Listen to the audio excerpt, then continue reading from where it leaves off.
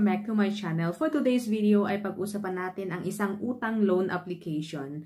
Isang online lending application guys na pwedeng ma-download sa Google Play Store. So today's video ay magkakaroon tayo ng review kay Unacash, tutorial on how to get loan sa kanila, and kung legit ba talaga sila. So in this video guys ay pag-usapan natin yan. So kung interesado ka sa video ito ay patapusin ang video and mag-comment na rin sa baba guys kung meron pa kayong ibang suggestion, ibang naranasan sa Unacash or mga katanungan tungkol kay Unacash or sa mga iba pa nating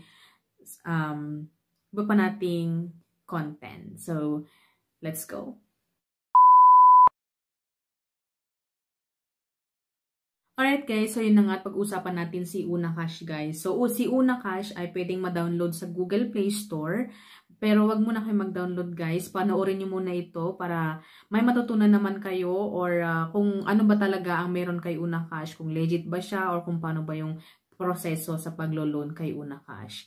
So, andito tayo sa Google Play Store. So, dito tayo sa may About app.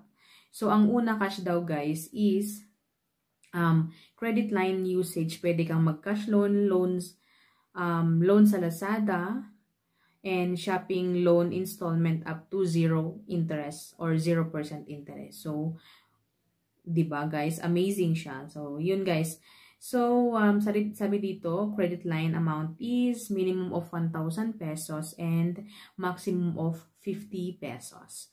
Alright? So, ang loan term niya guys is 2 months, at least 61 days, and maximum of 6 months. So, yun ang nakalagay dito guys sa kanilang About application. Okay, so sabi dito, number of payments, 2 times a month up to 6 months.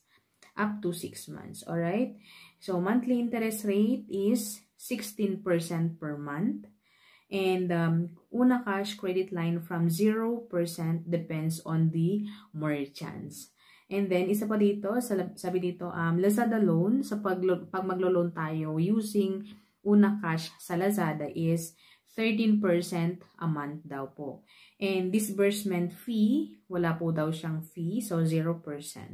Alright?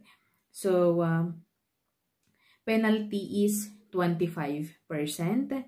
Annually of understanding interest, example, 5,000 pesos outstanding interest daily is time is 25%. So, 300 or divided by 360. So, yun guys. So, ang dami nilang nakalagay. And most importantly, is si Unacash is operated by Digido Finance Corporation. So, basically si Digido ang parang main and then parang daughter branch niya or daughter or parang kapatid, daughter or sister branch niya si Unacash. So, yun, magkapatid po sila. And a licensed financing company, SEC registry of CS2003005056. Certificate of, please study the terms and conditions in disclosure statement before proceeding. So, yun guys, ang sinasabi ko. So, understand before proceed to the loan transaction. Alright?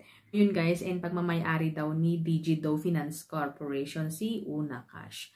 So, let's go to the tutorial and let's go to the Unacash application. Alright guys, so syempre, download natin si Unacash sa Google Play Store. Madali lang siyang may download as long as meron tayong internet and or meron tayong data na pang download sa kanila. Alright, so upon downloading guys, ay makikita natin dito na already pre-approved 10,000 pesos. O, diba? 10,000 daw. Okay, so tap natin yung get loan. So, meron dito sa baba niya, ilagay ko na lang yung screenshot dito or dito. Yan. Or dito na lang. Anywhere there. Okay, so dito sa may kanilang screen, Una Market or Una Pharma. So, hindi ko na lang inopen. Hindi ako nag-interesado nag-open sa kanila dun sa may link. And then get loan. So, upon tap natin yung get loan, syempre di ba nakaka-excite na pag meron tayong emergency is 10,000 yung i-offer agad sa first loan daw. So, get loan. And pag natap natin ang get loan, sabi dito agreement, Unacash requires certain permission like accounts location, device, manage calls, contact list, installed application. O, diba? Ang dami nilang invade or gusto nilang magkaroon ng access. Parang ganun siya. Okay? So, i-agree na lang natin, guys. Kasi hindi tayo magpo-push through kung hindi natin i-agree. Okay? Alright? So, get loan. And then, dito magre-require sila ng phone number. So, ang kailangan nating ilagay is yung active na phone number kasi siguro magkakaroon sila ng OTP. Alright? Yun ang sinasabi ko, magkakaroon sila ng OTP na isesend sa ating phone number. And then, after which is, enter na natin and then mag-create tayo ng password. Alright? So, password and then next lang natin. So, yan.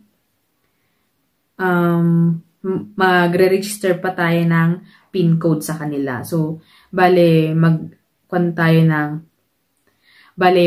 tayo ng or mag-create tayo ng account with a password and magkakaroon din tayo ng 4 PIN code. So, magre-register tayo ng PIN code. Alright? So, yun lang po ang kanilang pag binubuksan mo ang Unacash, yun po ang iyong makikita. And ito na po ang kanilang dashboard. Alright? So, you take 2,000 and then yung return niya is 2,000. O, diba? Bonggang-bongga. So, when I should fully return, okay, so mamimili ka dun guys kung kailan 2 months, 3 months, 4 months, 5 months, or 6 months. Okay, diba? Bonggang-bongga kanilang offer. Alright, number of payments, and 2 times a month. And bi-monthly payment, 250. O, diba? Bongga. Okay, so if okay sa atin guys, so syempre okay sa atin, diba? Kasi maglo-loan na tayo. So, apply now, alright?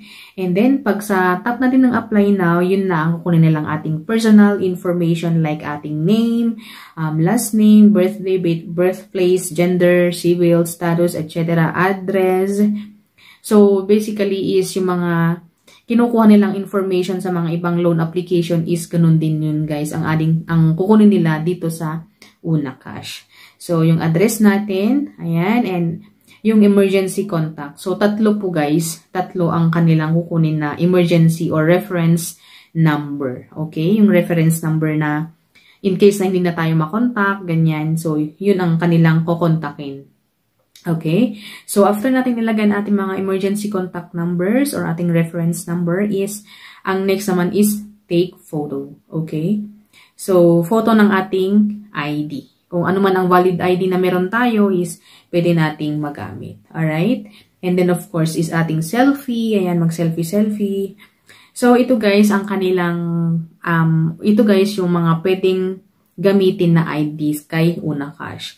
Okay, so ilagay ko na lang dyan. So, driver's license, national ID, passport, postal ID, PRC ID, SSS TIN, and UMID ID. Alright? So, magse-selfie and then pictured sa ating valid ID and selfie. Ano yan? Gulo? Ang gulo ba guys? Okay, yun guys. Alright. So, ito guys, so na-try ko lang siya. Di ba sabi na 50,000 yung kanilang maximum. Okay. So request money. Alright. So request money and then upon tap natin yung request money is yung work information. So mag-ask sila kung siguro kung kaya na ba nating bayaran yung ating utangin o hindi. Ganun guys. Alright. So total amount or totally monthly income, yung source of fund, kung anong source of fund natin, kung call center or online seller or company, basta mga ganyan guys. Ilagay lang natin siya and company name and job position. Alright? And then next is, wow, pag sa contact, meron tayong reference and meron ding, pag nag-office tayo is mag-ask din sila ng office mate contact. Yan. So, bali, 4 na ang kanilang kukunin na reference. Okay? And then, maghihingi pa rin din sila. So, maghihingi din sila ng proof of income. Okay? So, for me, is in-screenshot ko yung mga pumapasok sa aking GCash since online seller po tayo. So, yun guys. So, ang pwede dito is na pwede nating i-upload is e-wallet statement in 2 to 3 months. So, yung e-wallet is yung GCash. Yan, pwede yun guys. And, in BIR, Barangay Permit, Certificate of Employment, Company ID, Department of Trade and Industry Permit or DTI Permit, payslip, ayan, Mayor's Permit, Screenshot of SSS, Upwork, and etc. Alright? So, yun po ang pwede nilang or pwede nating isubmit kay Unacash. So, yun guys, ang kanilang kukunin sa atin. So, basically, hindi clear sa akin kung saan po yung ating ilo-loan. Kasi ang kanina is, drinag ko lang yung line ng 50,000. So, walang nakalagay din kung magkano yung ating babayaran and then, magkano yung ating per month. Pero meron po din sa pinakauna, sa pinakamauna, ito guys siya, dito sa may when I fully and then number of payment and bi-monthly payment. So wala po yung parang statement of account, parang ganon. Wala po siyang statement of account. So hindi natin alam kung magkano ang ating babayaran or whatever yung computation mismo. So in this video guys is reject po ang ating loan and so sa bagay, hindi ko naman inaasam na makukuha natin ang loan na ito kasi parang weird, hindi ko siya na-gets. Ayan. So ayun na nga guys, sa Unacash po is unfortunately ay hindi natin tinuloy, hindi ko na pinilit since na-reject po tayo. Yan. Okay, na-reject po tayo kay Unacash. Hindi ko alam kung bakit. Yun guys, and I hope na manatutunan kayo kay Unacash na medyo nakakahilo. Hindi ko siya na-gets. Ayan. So, thank you for watching guys, and I hope to see you on my next one. Bye!